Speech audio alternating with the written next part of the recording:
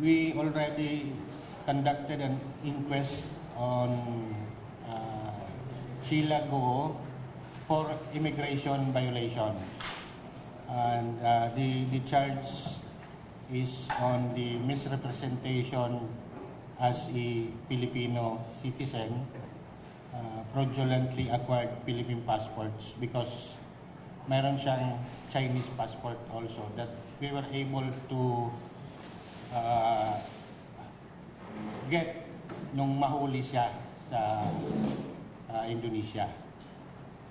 So, yun ang immigration violation siya na immigration charges which was issued last night. Then we turn over Sheila to NBI for possible criminal charges also sa Philippine laws violation naman. Si Cassandra Ong is using a Philippine passport, so nasa custody din siya ng NBI, wala siyang charges for immigration violation.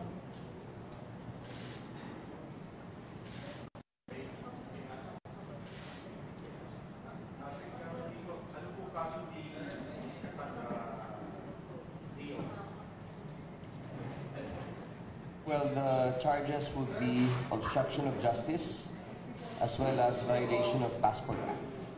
Yun po yung mga charges that we will file against.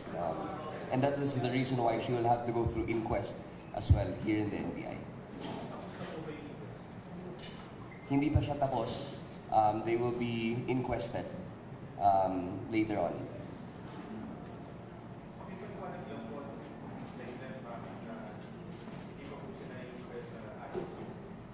Siguro, ayaw natin pangunahin muna yung mga prosecutor natin. I believe it is best that the respondents in the cases know before the public. So, if we may reserve those types of questions for after the inquest, that would be more appropriate.